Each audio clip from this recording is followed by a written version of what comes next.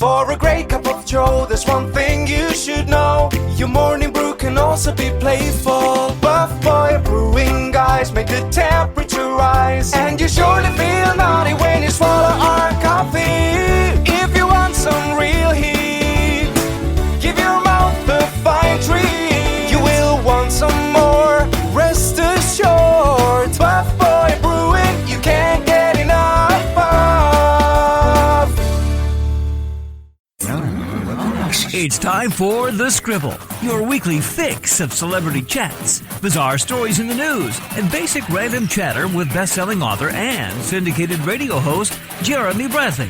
Make sure your seat is in the upright and locked position and your barf bag is securely in place. Here's Jeremy Bradley.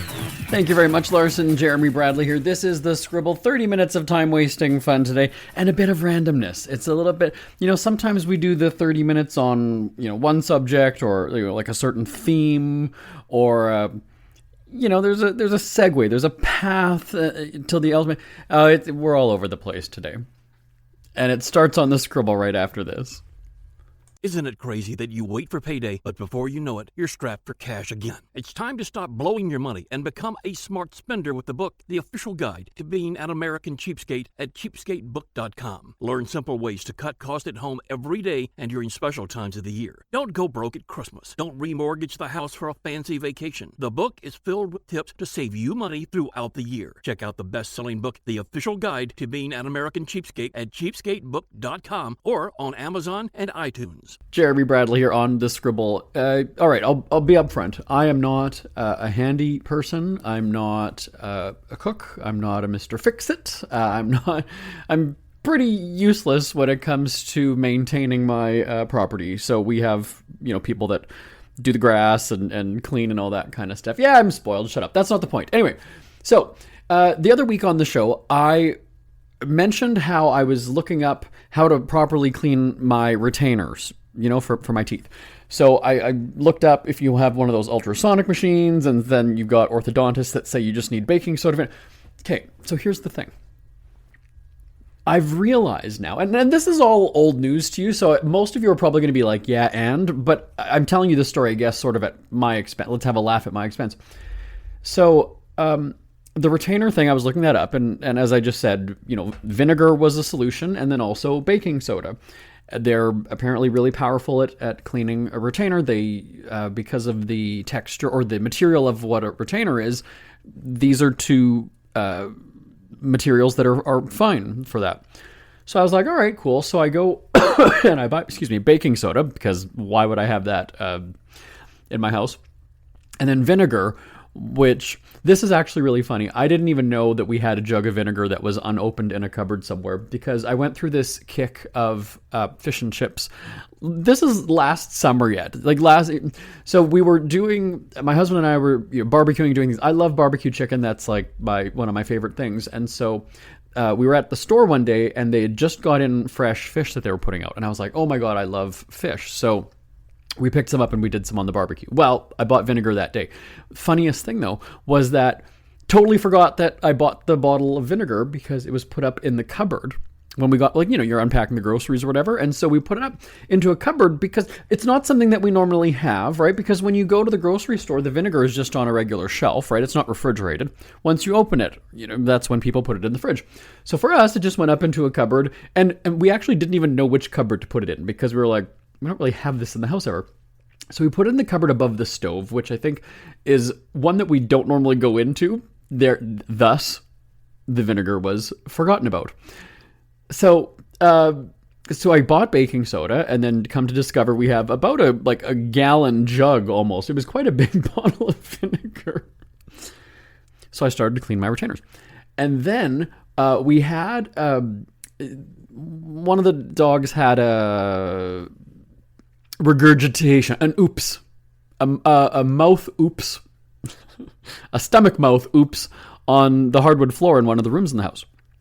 So we are on an off week from the cleaning lady coming to the house, and so I was just like, oh shit. So I look up, best ways to clean hardwood floor so it doesn't stain or whatever. Excuse me, I got like a tickle in my throat today.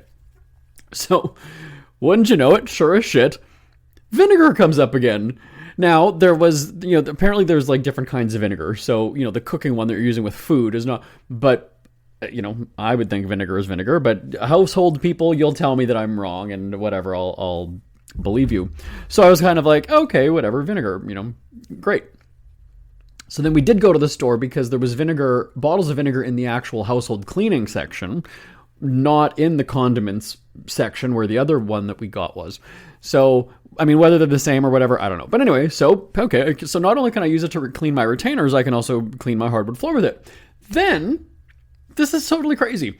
A few days ago, I noticed that the sink wasn't draining as fast as it usually was. It wasn't plugged, but I just kind of thought, it's just weird that it's taking a long time to empty, right? So I, again, now look up and go, easy ways to like unclog or to stuff. Sure as shit, here we are again. Baking soda and vinegar is an option because the fizz or whatever, I don't know what, like it's the acid or something, whatever it was. And it's just so funny because the 3 instances, and I'm not usually one of those people who's going to Google and be like, how do I fix, because again, I don't do that kind of stuff, right? I don't have to be handy around the house. Well, now I've learned that I do have to be in some instances. But how weird is that though?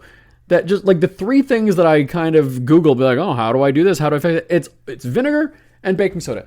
Tell me if you, what do you use them for? Aside from, food related situations, what else do you use vinegar and baking soda for? Now, I'm not asking for tips. I just want to know what you use it for. I could easily Google and see other things that people do with it, but you tell me what you use it for. Send me an email, live, L-I-V-E, at jbonair.com. Live at jbonair.com. I'm fascinated. So now, because I've realized, like, you just think, initially when I was like, oh, you could go for unclogging the sink, you just go and get one of those handy plumber, I don't know the names of them, like the clog, Drano clog or whatever the products are called, right? You pour the chemical or whatever down the sink, and not that I'm an environmentalist, but you want to try to keep things as natural as possible, right? As healthy for your household and the environment, I guess. But, first and foremost, your household. So, I could just go and buy a $5, $6, $7 bottle of that kind of stuff and just dump it down the sink. But, I mean, if there's other things that you have around the house that you could do it. So, I've kind of become, not obsessed, but just fascinated by looking up and saying, what, there's a way that I could do, we could use this for this. So that, now the issue is though, is that because we don't have those kinds of products, so I would have to go out and buy them anyway. It's better if you have that stuff already lying around the house, right? Oh, I can just put it to good use. Oh, well, we've got that. But if I'm going to have to go, make a special trip, it could end up like the vinegar and be forgotten about in a cupboard for, well over a year, right? So anyway, I just thought I'd share that. But I want to hear what you use your baking soda and your vinegar for, aside from food. Live, L-I-V-E, at jbonair.com. Or, sorry, what are you saying? Baking soda is not for baking powder. Am I mixing things up? What did I say? Okay, whatever. Tell me what you use your baking soda and vinegar for. That's how we're going to end it. I'll be back on the Scribble right after this. Ever had something to get off your chest but never had the balls to say it? That's a load of crap. Speak Free with JB.com is exactly what you've been waiting for. Your chance to tell it like it is and not care what anybody else thinks. Have your say on issues of the day. Join newspaper and radio columnist Jeremy Bradley as he tells it like it is. Hundreds of thousands of people have stopped by, including some well-known celebrities who have had a chat with JB and speak candidly about what's really going on in the world. You can join them too. Have a rant or a rave. Be brave and head on over to www.speakfreewithjb.com now. JB here on the Scribble. Let's talk relationships now. Okay, so I have been notoriously private about my relationship really from the beginning. Now, it's 9 years, almost 10, well, 9.5 years now. And I was in the relationship for a while and nobody knew. Now, this wasn't anything about being, in the closet or whatever. I was one of those people who, I don't even know that I was on social media. I wasn't on Instagram. But I've never been one of those people to all of a sudden go and change my relationship status and shit like that, just because, again, I'm not living my life for the benefit of an audience. I did that for 15 years, as a radio host, and I was there to entertain and talk celebrities and all that kind of stuff. I didn't really get much into my personal life. So I'm fascinated with how much people share about their relationships just in conversation, even like with friends. So I think back to when I was working with our team here. Now, I've said this on the show before. Our broadcast team has been together for 20 years. Our executive producer, Bonnie Winters, our accountant, Raylene, even Tim, like we all worked together at a publishing company 20 years ago. And then when I started my company, my media company, I ended up gradually basically poaching all of them and bringing them over to my company. So we've known each other now well, we've worked together here for 20 years, so it's probably we've known each other for about 22, 23 years. And when we worked together at that publishing company, I mean, office places were very different in the sense that you could have much more inappropriate jokes and conversations and language and things like that. And, meetings weren't necessarily, you weren't worrying about hurting somebody's feelings by making a joke, and it wasn't so delicate. And, we probably all would have been fired maybe even the first day, if today's standards were applied back then. And that's what we actually liked about the office that we had. I mean, it was a team that you have to remember that we all, as I've mentioned before on the show, Bonnie Winters is, she's in her 70s. She's been married for 50 some years. She lived out in the country. I was probably 22, maybe 23. I was, the young gay guy. And then we had another grandmother who was a business writer. And then we brought in Jeannie, a girl that I had gone to school with. And she was a 30-some-year-old Asian Filipino woman with a very, very, very, very, very, very, very strict family. So when she got into a relationship with a white guy, I mean, there was, it was a problem. And so we all came from such different backgrounds. And she's the cutest, one of my best friends. But anyway, so we all came from such different backgrounds that on paper you would look at this and go, this shouldn't work. Like all these people shouldn't be best buds. Like you wouldn't think that we would all get along or have these connections. But what bonded us was that it was about the work. So I think that and there was no competition. We were at a publishing company. We were editors of magazines. We had our each individual magazines. So there was no competition. We weren't trying to one up each other. We had our clients. We stayed in our lanes. We did what we did. And there was never, at least for me anyway, and I mean, obviously it was reciprocated or else I wouldn't work with these people for so long, but it wasn't like, well, Bonnie's a better editor than I am because she's been in the business longer. It was never like that. There was never competition. It was just, we're all editors. And so there was a kinship because we all took the same, college program. So we had, a connection there. And so we were on the same level there, at least us in the editorial department. And so that's, and even so Raylene, I said, our accountant, she was our boss there. She even said, yeah, when I looked at this, these are all such different people. She never would have expected that we would go for lunch together every day. We would communicate with each other, even on the weekends. And again, remember, this is before social media and texting and whatever. I mean, we would have phone calls with each other all weekend because we were just genuinely good friends. Now, the one thing, though, that we never really did was discuss our relationship. So again, Mike and Bonnie have been married, and now it's over 50 years. So back then it would have been, in their 20, 25 year range, 30 close to. And, we would hear about, she would have some gripes about him, but we never had these deep discussions about what is it that you love about him? Like, what's the romantic things that he does? I mean, maybe we would have had that as like a joking kind of, like, oh, how's Romeo celebrating your birthday this year? Like that kind of a thing. But we never, and I think what it was because it wasn't, you brought a lot into the workplace in the sense of, your humor, your personality, whatever, but it was almost like you just didn't do that in a workplace back then. You would make references to say, oh, we went to dinner, or we went to a show, or we went here, or we did vacation, and blah, blah, blah. But you weren't dissecting, you weren't breaking it down, you weren't really sharing that kind of stuff with your coworkers. So I think back to when my parents are retired now, but, my mom worked in a school, so the majority of her time was in a classroom with kids, so she was around teachers very little, aside from, breaks or lunch hours or meetings or whatever it is. So you don't really get an opportunity to talk about relationships then. You can't really do a deep dive. Now, people, when you're in an office sitting beside each other for 8 hours a day or whatever it is, you start talking about your life.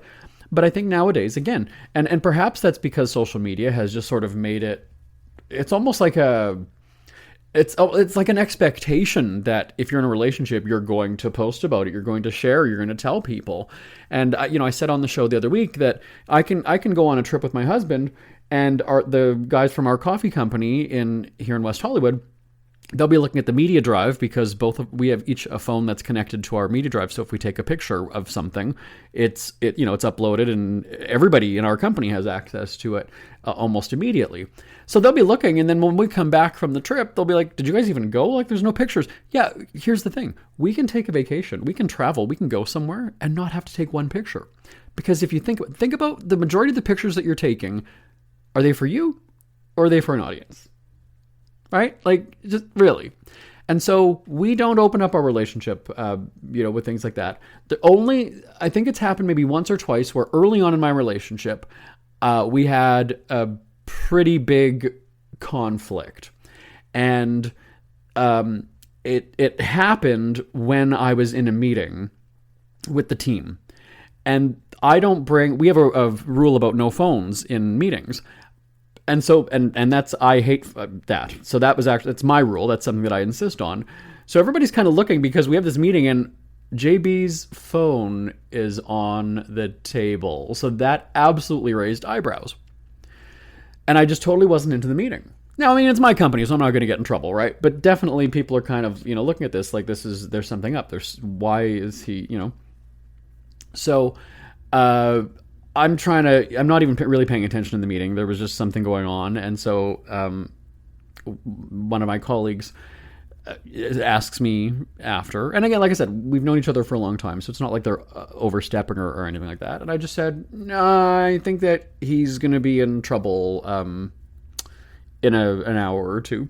So I motored home. I left the office early that afternoon. And then I motor home, and then not motor home as in an RV, but I speed home. I hurry home, and the person, the employee, my coworker that I mentioned this, I didn't really kind of give all the details. She's texting me, and so because I was removed from the office and now I'm at home and I have a phone call, I can just have a little bit more of a private conversation with her.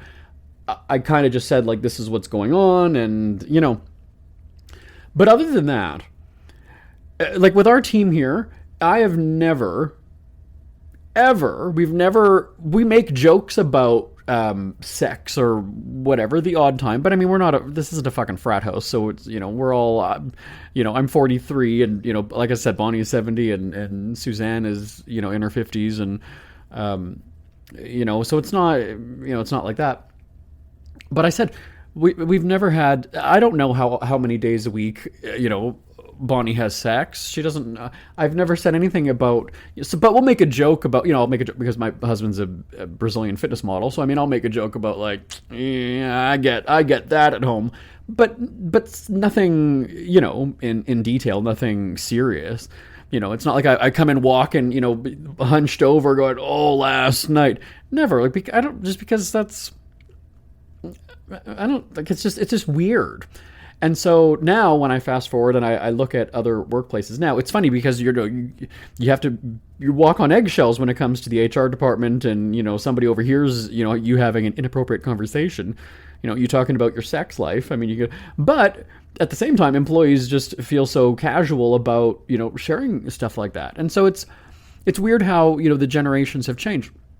But yeah, I don't have conversations about my relationship with people. Again, we'll talk about just kind of general stuff about we did this on the weekend, or we went here, or you might even just kind of tell like a funny story. But I don't go into like the deep. This is why I love him. This is I can't stand this about him. This is what I appreciate the most about him, because I don't know. I feel like it's your relationship. And that's up to you to discuss those kinds of things with your partner. I don't care. So Lisa, who's my husband's assistant, she's been married, her and Danny have been married, well, they've been together 20 years, not married 20 years. Excuse me. I have a tickle in my throat again. It's because I've got a Brazilian husband. But they, so they've been together for 20 years, and I don't need to know, and I haven't wanted to know the intimate details. I don't need to know if she's are you a morning person? Are you a before bed? Are you lights on? Are you lights off? I don't fucking care. Like, what is that? What do I gain from knowing that, right? Like, there's just certain things that you just don't want to know about people. Kind of like when you're a kid at home. Like, did you want to know how often your parents were having sex? Probably. I mean, maybe you did. I didn't. I did not. As a matter of fact, this is an interesting story, and then I'll wrap up the segment, just because we're talking about parents and sex now. So when my brothers moved out, okay, so in our house, my parents had a bedroom on the main floor at the front of the house, on the main floor. I had a bedroom at the back of the house on the main floor, and then my brothers shared a room in the basement, which was kind of almost underneath my parents' room, but not quite. It was sort of. So when my brothers moved out, I then inherited their bigger room in the basement, which was it was a really nice big room. So I would be up, watching TV or whatever it was. And there were times in my I moved out when I was 25. I haven't lived there for like 18 years. But so in my late 20s, that's when you're staying up later, right? You're up until 2, maybe 3 o'clock in the morning. If it's a weekend and you didn't go out, yeah, you're in your room, whatever, watching TV. And there was a couple nights where I would then hear what was essentially the sound of a mattress or like a bed kind of moving, not bouncing, but and I just remember thinking, I've got to turn up the TV volume, and it was the total opposite of sometimes. I've never had a roommate. I've owned a house and I haven't had to. I guess a husband is a roommate, but whatever. But what I'm saying is, I've heard about situations where people live with, have a roommate or whatever, and you kind of, you listen to them having sex or whatever.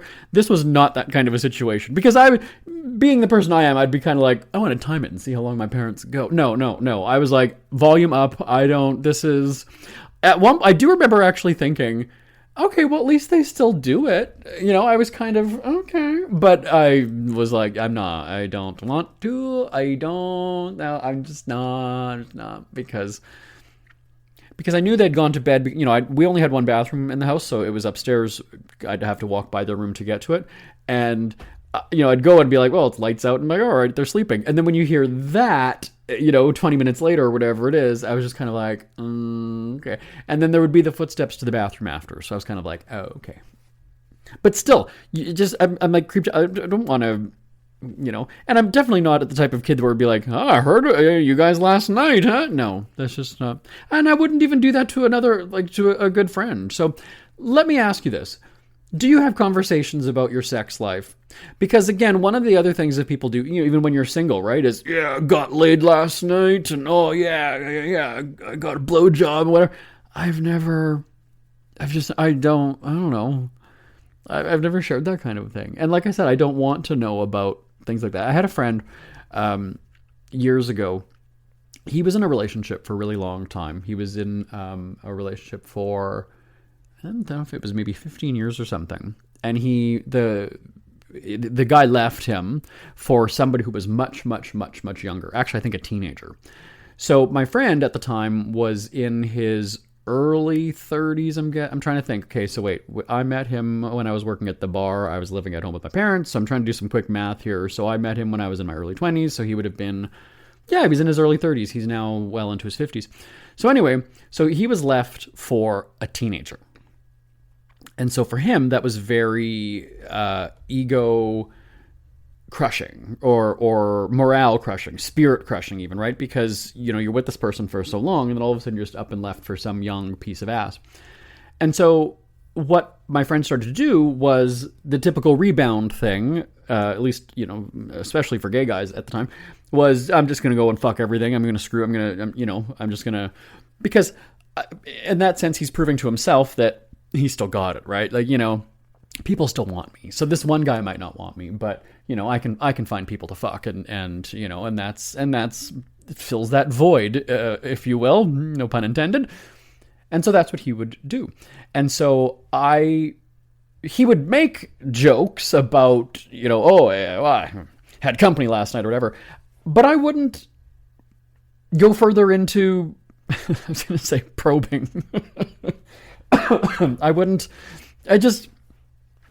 because I was kind of grossed out by that. By the way, it's not like I'm a, sex before marriage is bad kind of a thing, but I've never done the hookup thing. I've never had, we had a joke one day where the discussion was, have you ever made out with somebody and not known their name? I have not. And so everybody was laughing, going, yeah, you need their, their tax return and their, ID before you even do anything with them. And, whatever. I don't want to be a carrier was my response. You guys can do that. So I was kind of, sort of grossed out by it because I just thought, here's somebody who was in a relationship, monogamy and commitment and whatever, and he's just going around and screwing everything. So I didn't want to know. And then we would go out for lunch. He worked at a place where they had every other Monday off. And then at that time, I just started my own company. And so I made my own schedule. I could do whatever. So we would get together for lunch on Monday afternoons. And what we would do, though, is we would meet up at the mall. And back when, remember a mall, everybody, right? That's how old I am. So we'd meet up at the mall, we'd walk through the mall, and there was more than one occasion where somebody was walking towards us, like, we're walking one direction, they're coming direct, and they would give him a dirty look. And it always ended up being these kind of younger, 20-some, guys. And at some point I was just kind of like, oh, I don't want it. Like, I'm reading between the lines, and I'm kind of, I just... Something happened with these two, whether it was deceit or whatever, or just bad or drama, or and that became a regular thing when he was doing this rebounding kind of thing. So but what my point is that we were really good friends. I talked all about my family life in terms of, being gay, living with, my parents and not having my brothers there. If I needed backup, everybody in the family's cool with the gay thing. It was never an issue. But, I was just starting to become an adult, right? I was preparing to move into my house. He actually hung, by the way, I have these really cool candle holders on the wall in the living room. He actually put them up in my house back in the day too. So yeah, we had such a great friendship, and I didn't even want to know about that kind of stuff, right? And so tell me if you've had discussions about your sex life with your friends, or is that kind of off limits? Do you just kind of keep that to yourself? Send me an email, live@jbonair.com, live@jbonair.com. Back with more random ramblings on the Scribble right after this. Who are the Kardashians feuding with now? What did that little thug Justin Bieber do this time? Who's getting hitched? And who's headed for Splitsville? Hear the latest celebrity news and gossip every day on Entertainment Wrap-Up. The good, the bad, the ugly, but mostly the ridiculously hilarious. It's all recapped in this daily segment at entertainmentwrapup.com. Have a laugh at the expense of the rich and famous when they take themselves way too seriously. It's 3 minutes of time-wasting fun at entertainmentwrapup.com. Check out Entertainment Wrap-Up at entertainmentwrapup.com. Brought to you by Speak Free Books. We hear you chirping. Get scribbling. Tweet up the Scribble at The Scribble Show. Join the discussion with Jeremy Bradley. It's all going down right now on Twitter at The Scribble Show and at thescribbleshow.com. JB here on The Scribble. We hear a lot about people's changing TV habits and how people aren't watching TV live, when shows are actually on the cable or network channels, which again, you hear it's cable cutting is what it's called, where people are getting rid of their home TV service.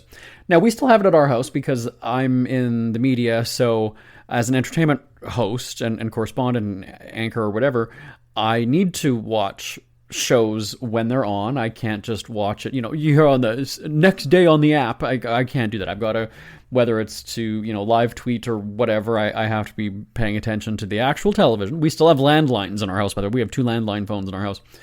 But what I'm finding now is, yes, I will still watch something live when it's necessary for my job. But I'm becoming one of these young TV viewers where I'm not, I'll watch the entire show, right? But I'll record it and then I'll just watch it later. So something like Survivor, I think I'm maybe like 2 seasons behind. We'll have like 40 something episodes saved on our recorder, I don't know what you call it. In Canada, it's called a PVR. I think it's called a DVR in the United States. Same kind of idea though. You digitally record it, right? So, I'll have 40 something episodes of Survivor or just whatever the show is. Excuse me, I'm kind of into Murder, She Wrote now again. It's so weird. I discovered it. I was scrolling shows or names or searching for something, and all of a sudden Murder, She Wrote came up. And I was like, I remember watching this back in the day. I was too young when it was initially on, but then, reruns or however I ended up seeing it, probably when I was in my mid-20s or early 30s or so. So I've been recording that. And it's funny too, because I'll see it and I'll get excited. I'm like, oh, I'm going to watch that. Or I'm going to record it. And then I look and I'm like, oh, I got 23 episodes. So I've never even watched it, even though I wanted to set that up. But what I'm saying is, I get now when people say they don't tune into award shows. Again, if I'm not at them, I will watch them on TV, and I've got to make notes and report on something or everything that happens. But I get that people say now you'll just watch for those moments, right? So if it's the Grammys, you'll just watch for a certain performance. You just watch for the artist that you like or the artist that you know or whatever it is. You don't need to necessarily watch the categories. You'll watch for the viral moments. You might have like a TikTok reel or a... Is that what it's called on TikTok? No, it's a YouTube reel. Instagram reel. Tell me my social media lingo, everybody. It's an Instagram reel and a Facebook reel, so it's the same thing. And then TikTok, it's called a reel. We're all over 40 here, so everybody's kind of like, yeah, I think so. But whatever, you know what I'm talking about, where they'll have the little short clips, the 30 seconds or whatever it is. So I don't watch the very, very short ones, but okay, so the other night, Stephen Colbert was on. I've watched the show probably since the beginning. But something that I have never done is watch the entire show unless it's got guests that I want to see. And so let's say, so I always watch the monologue, that's yes.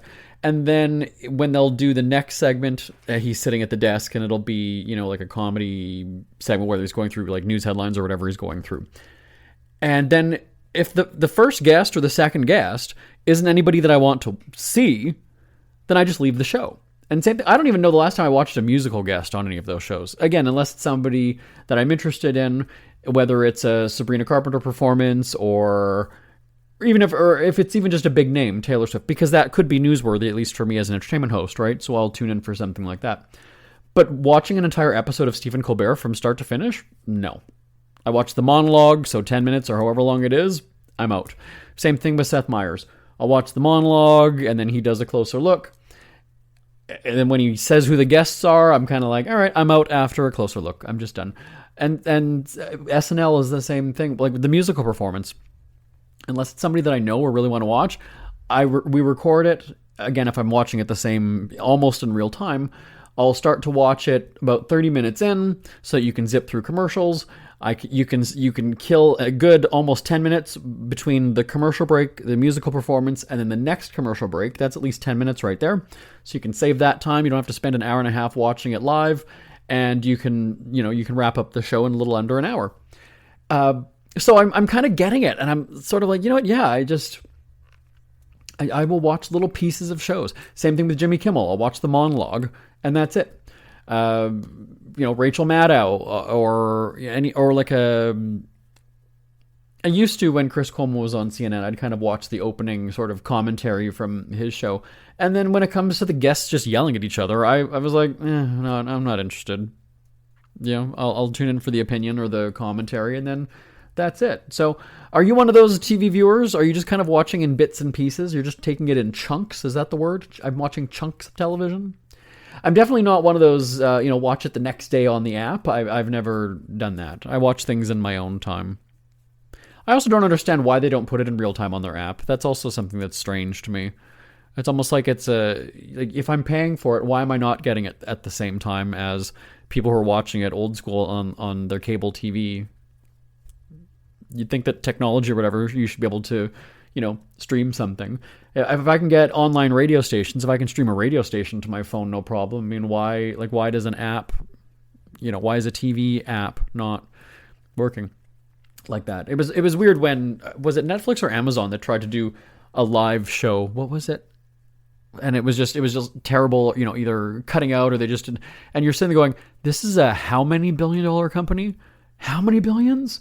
How many billions? And they can't figure out how to do a live show on a streaming platform? They didn't have run-throughs before this? They didn't, really? Yikes. So, tell me your TV viewing habits. Do you watch in chunks? Do you just record an entire season? And because back in the day, the hype was, let's go back to Survivor. I mean, you were watching it that night because everybody was talking about it at work or school the next day. So you didn't want to be left out, and you didn't want the spoilers either. But now, I mean, tell me, can you name the last winner of Survivor? Probably not. Can you name the last winner of American Idol? Probably not. So for me, and it was so much easier, it was so much harder to avoid spoilers back then because you would never know when it would come up. If you're listening to the radio, all of a sudden it's like, oh, Survivor last night. And you're like, change the channel, turn it off. I don't want to hear it. I don't want to. Now, I mean, you don't even hear about it the next day, right? And so I'm just kind of like, that's how I can have 2 seasons banked. And it's never been ruined for me because people are talking about the Survivor finale. That maybe they're talking about it that night on social media, but you are not, I've never had a season ruined for any of those kinds of shows after. I just haven't. There's not that immediacy.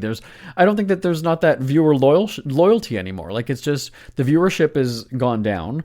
And there's just so much distraction. Everybody at the beginning when these streaming services and platforms came out, everybody loved it. There's more choice, there's more opportunity. I think what's happening now is that those $1 million actors who were getting, when they were doing sitcoms, people like, Charlie Sheen, who were getting $1 million or $2 million an episode, none of them are going to be getting that kind of money anymore. Same thing with the cable news anchors, right? With their, CNN, Anderson Cooper making however many $10 or $15 million a year. And it's like, he doesn't even have 500,000 viewers on some days. Like, why is he getting that money? And so that's what you're going to see now is because the audience is spread so thin. So I wonder how many of those TV anchors or actors or celebrities who would be making a shit ton of money starring on a TV show, they're going to be coming in really low now because it's like, we don't have the audiences anymore. So we're not going to pay. Why would we pay you $1 million an episode when your audience is going to be nothing?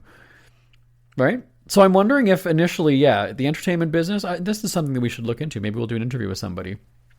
Wouldn't it be fascinating to talk to somebody like, I don't know. I know Allison Janney. I know a bunch of people to just go, but I've never talked salary with them. That's the weird thing, right? And go, so how do you determine now, okay, well, that's much less than I made starring on The West Wing or Mom or whatever. How do you accept that now? Is that a kick in the balls? Or is that a kick in the face, maybe? Kick in the nuts, kick in the teeth? Allison, when you're kicked in the balls, tell me. But you know what I mean, right? Your star has risen, right? Your star power, your celebrity has risen, but your audience has gone down. So I mean, does that make you look? You're still a better actor, or you're a better actor than you were before? I mean, you're still giving it all, but now the paychecks aren't there because the audience isn't, right? So I just, I wonder about that. So again, here's the email address: live@jbonair.com. live@jbonair.com. We're out of time because I've talked a lot. So this is what we call a hard out. I know that sounds dirty. Maybe you should talk about that with your friends. Hey, your last hard out at work. No, that means that it's an entirely wrapped up show once I've finished talking. So my name is Jeremy Bradley. This is The Scribble. Thank you so much for tuning in. I will talk to you next week. Everybody, bye-bye for now. Want more Scribble? Check out thescribbleshow.com for past shows, celebrity interviews, cheapskate tips, and more. That's at thescribbleshow.com and on Twitter at The Scribble Show. The Scribble is a speak-free media presentation. If you want some real